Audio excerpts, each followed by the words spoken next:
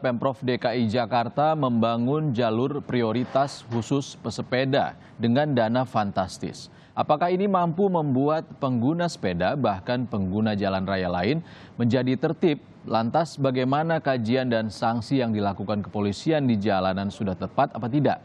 Simak liputan Glenis Oktania berikut ini.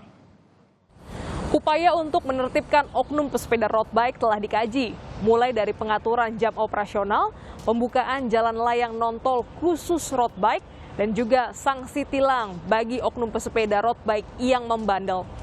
Namun apakah kebijakan di Sub DKI Jakarta dan Ditlantas Polda Metro Jaya merupakan solusi yang tepat atau hanya sekedar aturan belaka? Sepeda kembali dihidupkan oleh kelompok ekonomi mapan yang mempromosikan sepeda sebagai alat transportasi dan juga hobi. Sebelumnya, sepeda pernah ditinggalkan masyarakat ibu kota karena dianggap bukan sebagai alat transportasi yang memadai. Selama beberapa dekade, sepeda sempat tidak lagi digemari oleh masyarakat. Arogansi oknum pesepeda di jalan terjadi bukan tanpa sebab. Pemerintah Provinsi DKI Jakarta dinilai diskriminatif kepada pesepeda dengan mengkhususkan jalan tertentu untuk jenis sepeda road bike. Pemprov diharapkan tidak membedakan perlakuan antara pengguna jalan karena bisa memicu konflik sosial. Nah ini yang kemudian diskriminasi ini yang harus dihilangkan. Pemda DKI harus fair, sepeda itu jangan diklasifikasi lagi, sepeda biasa, sepeda butut, sepeda road bike. Nggak boleh, jalur sepeda ya untuk sepeda.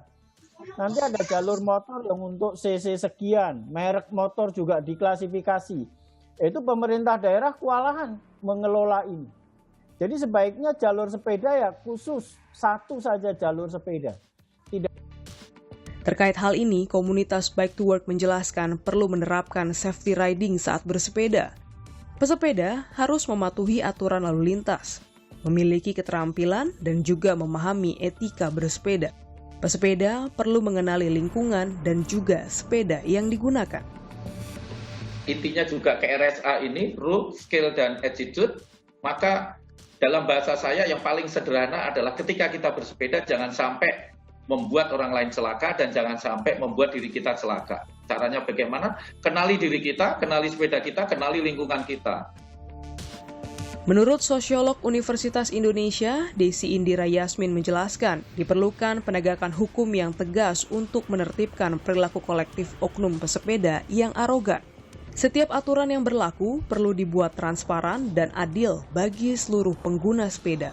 Pemprov DKI perlu melibatkan seluruh komunitas pengguna jalan untuk menentukan aturan dan juga sanksi.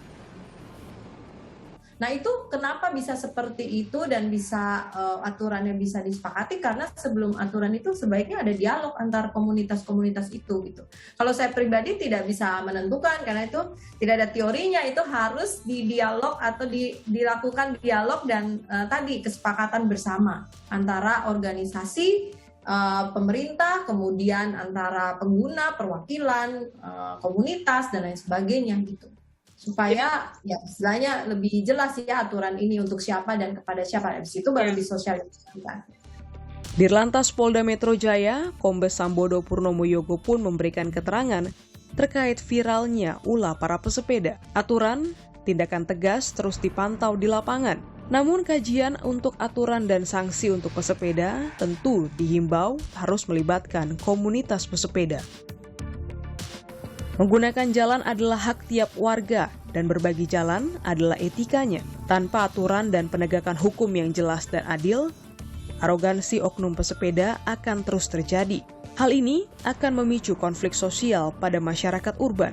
Semoga ada aturan, sanksi yang bisa membuat semua pengguna jalan bisa mematuhinya dan juga menerapkan etika.